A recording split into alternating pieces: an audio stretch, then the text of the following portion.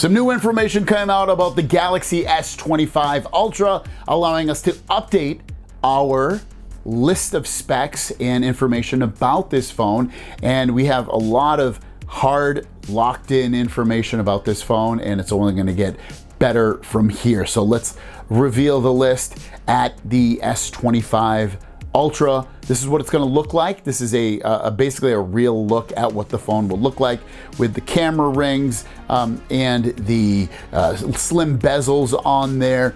You know, you look at it quickly, you're not going to really notice a huge amount of difference versus the last generation or the generations before. It carries over basically all the design language, but it is thinner and lighter, and the bezels are smaller. So 6.8-inch QHD plus 120 hertz display on here. Lock it in. Hopefully you locked it in. 3000 nits brightness, that's my guess. We don't know officially yet, but usually they have increased the brightness on the displays year over year over year. If I'm not mistaken, it was 2600 on the S24 Ultra. So you're looking at about 3000 nits, I would guess. Maybe even higher, but I'm gonna guess 3000 nits on there. Snapdragon 8 Gen 4, the whole world, everybody that gets an S25 Ultra throughout the world will get the Snapdragon 8 Gen 4, and the benchmarks on this are insane. I think I saw a multi-core score on Geekbench of 10,000. It's probably wrong, but it was crazy. The performance is amazing, and it will be amazing on there, and we're getting the best processor on a mobile phone, at least on the Android side, really.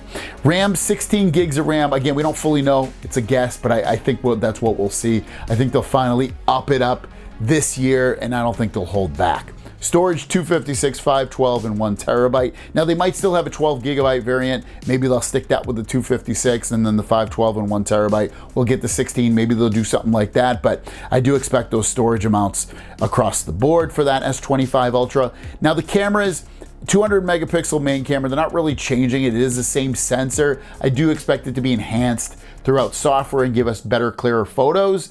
The ultra wide, 50 megapixels, that's new. So you'll get better ultra wide video and photos.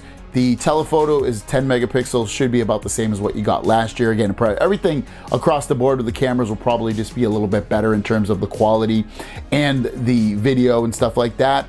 Speaking of the video, the latest I've seen on that is good that the video is much improved. Didn't go into full detail. I know Ice Universe tweeted that out, but you can expect that the video quality to be, again, clearer. I'm not saying it may be probably better stabilization, stuff like that.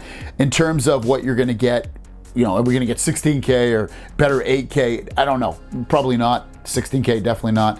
8K and 4K and 1080p, all that stuff will probably just look better with their algorithm and however they've improved the software overall when it captures the video. Now, dimensions, it is basically, it's a little bit taller, but now it's thinner and less on the inside. So you're looking, and I can see the dimensions versus the S24 Ultra. And it's also lighter, 219 grams versus 232. So it's lighter, thinner, and has the same size display, smaller bezels and everything. So very, very nice to see them drop that, but at the expense of keeping the battery 5,000 milliamps. Again, for the millionth time, we're getting the 5,000 milliamp battery. When has that ever changed? They won't change it. And the same thing with the charging. The charging still staying at 45 watt and 15 watt. All that stuff is locked in. It's a disappointment, huge disappointment for what I see. Get it to 65 watt and get it to 50 watt wireless. 65 watt wired, 50 watt wireless. That's what OnePlus is doing that. A lot of the Chinese companies are doing that on their folding phones, and Samsung won't even do it on their regular phones. It's just crazy to me. Satellite connectivity for emergencies. So what you see with the iPhones, where if you're in a deserted part of the world and there's no cell connectivity, you'll be able to turn on your satellite connectivity on the phone itself and contact emergency services and let them know to come get you, and it would ping where you are to them. So it's pretty cool, and it should be free. I don't think they're gonna charge for that satellite connectivity for emergencies. Materials, enhanced titanium frame, the latest Gorilla Glass armor. We haven't really fully heard much on this, but it's kind of what you should expect. One UI 7.1 based off Android 15, definitely on Android 15 at that point, but you know, are we going to be on One UI 7.1 or 7.0 at that point? We'll have to wait and see. It might even be like 7.0.2 or something, but definitely One UI 7 and Android 15. New Galaxy AI features, video, Bixby related. Don't really have a ton about that. Those are guesses, but I would expect them to do a little bit of a bigger push with Bixby, potentially, with their AI, especially the way Apple's going and Google's going, and they will have all the Google stuff too with their AI. I just think they'll enhance theirs a little bit with Bixby. And then the video, what I meant by that is we've been hearing years and years ago about being able to remove objects in video. Snapdragon 8 Gen 4 should definitely be able to handle something like that. When and if they do that.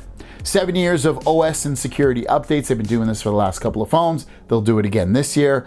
$100 price increase. That's a guess, not for sure, but I would expect the way things are going with Samsung that they're going to increase the price of this phone. And then January 2025 announcement and release date for the S25 Ultra. Overall, you know, it's a great phone spec-wise, not a huge improvement in a lot of ways versus last year's phone. It'll still have S Pen support. That hasn't changed. It's really a lot of the same year over year over year over year. And the S24 Ultra is already a near perfect phone. So you're probably gonna say to yourself, what do I need the S25 Ultra? You know, if you're always hiking and stuff like that, you might want to get it because of the satellite connectivity that's been confirmed in some filings with government agencies. You might want it because you're getting even more performance if you're a gamer, especially if you're playing AAA titles on your phone. You might want that extra frames per second or be able to play it at higher resolutions. Maybe you need the more RAM if they actually do that, up to 16 gig, because you want to keep the phone for years and years and years to come. Other than that, it's kind of hard to see really any big reason to go over to the S25 Ultra. Let me know your thoughts. Have a great day, and we'll see you down the road. Peace!